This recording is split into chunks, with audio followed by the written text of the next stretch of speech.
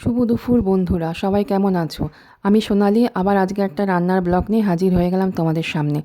আমি ডিম দিয়ে আলু দিয়ে ফুলকপি দিয়ে একটা সিম্পল কষা বলো ঝোল বলো যাই বলো আমি বানালাম আজকে, তাই রেসিপিটা তোমাদের সাথে শেয়ার করছি।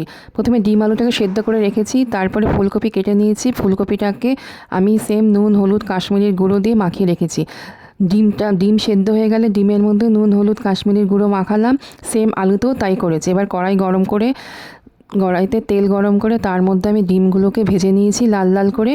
ভাজার পর ওই তেলের মধ্যেই আমি গোটা জিরে দারচিনি ফোড়ন দিয়ে ফুলকপিগুলোকে ছেড়ে দিয়েছি। ফুলকপিগুলোকে দেখো, যেহেতু আমি সেদ্ধ করে নিইনি, ওটাকে আমি ঢাকা দিয়ে দিয়ে হালকা ফ্লেমে ভেজে নিয়েছি। এবার হাফ ভাজা হয়ে যাওয়ার পর আমি এর মধ্যে আলুগুলোকেও ছেড়ে দিয়েছি। আলুগুলোকেও ছাড়ার পর ফ্লেমটাকে লো করে দিয়ে আমি আবার ঢাকনা দিয়ে রাখলাম 2-5 মিনিট। তারপরে দেখো ফুলকপি আর আলুটা কি সুন্দর ভাজা ভাজা মতন হয়ে গেছে। এবার আমি মশলাটা করেছি তোমাদের সাথে বলছি।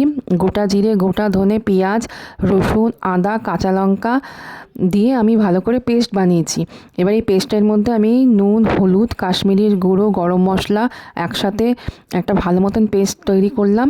এবার আলু ডিম ফুলকপিটা দেখো কি সুন্দর ভাজা ভাজা হয়ে গেছে। এবার ওই মধ্যে এই মশলাটাকে ছেড়ে দিলাম, দিয়ে হালকা আঁচে কষাচ্ছি যতক্ষণ না তেলটা ভালো মতন বেরিয়ে আসে। কষালাম। এবার যেহেতু লেগে যদি না যায় তার জন্য আমি একটুখানি বাটিটা ধুয়ে জলও দিয়েছি ওর মধ্যে। জল দিয়ে ভালো করে কষিয়ে নিলাম। কষিয়ে দেখো তেলটা কি সুন্দর ছেড়েছে। ছাড়ার পর আমি ওর মধ্যে জল দিয়ে দিলাম। জল দিয়ে যেহেতু আমি ফুলকপিটাকে সেদ্ধ করে নিইনি, ফুলকপিটাকে সেদ্ধ করার জন্য আমি জলটা একটু পরিমাণ মতন একটু বেশিই দিলাম। এবার ফ্লেমটাকে কমিয়ে দিলাম, দিয়ে ঢাকা দিয়ে দিলাম। দিয়ে হাফ যখন হয়ে আসলে ঝোলটা যখন টকবক করে ফুটছে, দেখো আমি ওর মধ্যে কাঁচা লঙ্কা আর ভাজা ডিমগুলো দিয়ে দিলাম। দিয়ে আর একটু ফুটিয়ে নামানোর আগে আমি একটুখানি গরম মশলার গুঁড়ো আর আমি গোটা এলাচ থেতো করে ওর মধ্যে ছিটিয়ে দিয়েছি, যাতে একটা সুন্দর একটা ফ্লেভার আসে।